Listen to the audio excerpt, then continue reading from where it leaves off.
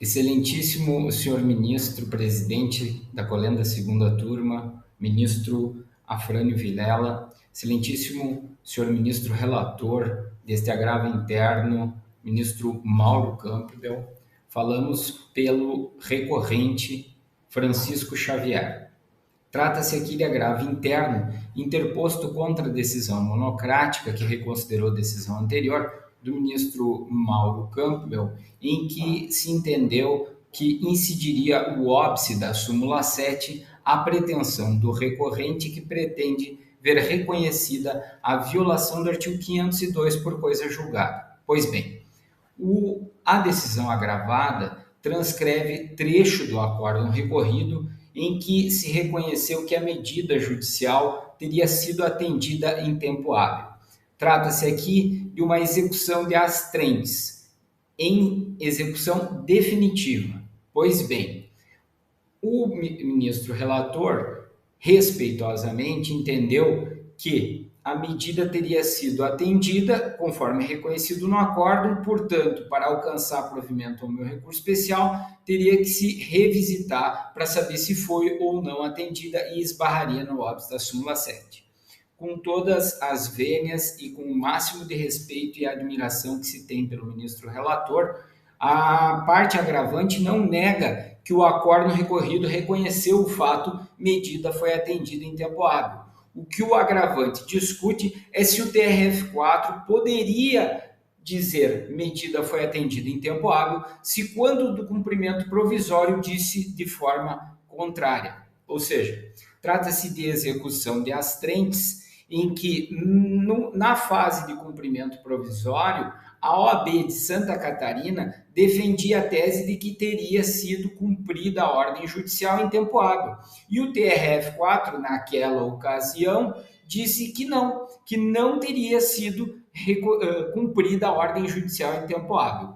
Pois bem, agora, no cumprimento definitivo, o TRF4 redisse o contrário, disse que foi cumprido em tempo hábil. Pois bem, embora pareça mesmo uma questão de fato, o que se discute é se o TRF4 pode afirmar fato gerador contrário ao que já havia afirmado e que deu causa às astrentes. É importante que se diga que a prevenção do presente recurso com o ministro Mauro Campbell, que foi primeiro distribuído ao ministro Herman, se deu com base no agravo em recurso especial interposto pela OAB, lá da fase do cumprimento provisório.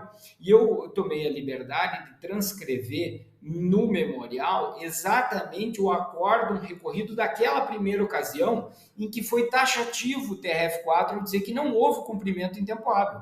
Pois bem, como que pode o TRF4, numa segunda ocasião, dizer o contrário, dizer que houve o tempo hábil?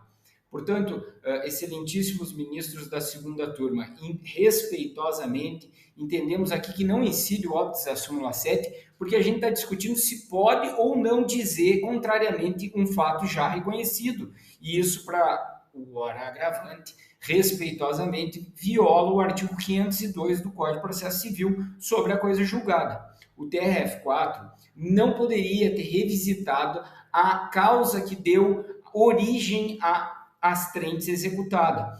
Essa causa já tinha sido enfrentada no cumprimento provisório. Diga-se de passagem, foi até o Supremo Tribunal Federal e sempre por recursos da OAB Santa Catarina. Pois bem, nesta ocasião, nesse segundo momento, no cumprimento definitivo, renovando aquela velha discussão, a OAB conseguiu êxito no TRF4. E nós aqui, humildemente, estamos tentando dizer que o TRF4 não poderia ter feito isso em razão da preclusão máxima do manto da coisa julgada. Pois bem, é importante que se diga que esse recurso chega ao STJ pela quarta vez. Pela quarta vez. A liminar foi fixada em mandado de segurança. Houve recurso que foi até o STJ. Depois teve a sentença, a apelação, o recurso ordinário que foi até o STJ. Depois teve o cumprimento provisório, que foi até o STJ e que foi causa da prevenção do eminente ministro relator. E agora, no cumprimento definitivo, pela quarta vez a OAB tenta e conseguiu, que o tribunal de origem reconhecesse fato contrário ao que havia sido reconhecido por 3 ocasiões. Aí fica a pergunta: a OAB de Santa Catarina consegue o êxito porque insistiu? Não é possível dar o benefício a quem recorre. Esse cumprimento ele se tornou definitivo após penhora já de imóvel pertencente à OAB de Santa Catarina. Pois bem, aqui não incide o óbice da súmula 7. A parte agravante não está tentando discutir se houve ou não houve. A parte agravante está discutindo se o TRF4 pode ou não pode revisitar a causa das trentes que é objeto da execução. A parte agravante sabe que as trentes não passam em julgado e que pode sim diminuir ou aumentar ou até extinguir. O que não pode é mudar o seu fato gerador, precedente da Corte Especial, relatoria do ministro Raul, julgado no ano 2020. Agora, no caso concreto, o juiz não disse que era exagerado, o juiz da execução definitiva não disse que era desnecessário. O que ele disse foi contrário, que teria mudado o fato gerador. Ele disse que houve o cumprimento em tempo hábil após 3 recursos que disseram o contrário, que não teria havido. Recursos que foram até o Supremo Tribunal Federal, relatoria da ministra Carmen Lúcia. Recurso que no STJ, do mérito do recurso ordinário em mandado de segurança, foi debatido com julgamento do ministro Teori, do ministro Fux, à época, do ministros Mauro Campbell, Herman Benjamin. Pois bem, agora, novamente, vai ao STJ, só que como recurso nosso, da parte credora.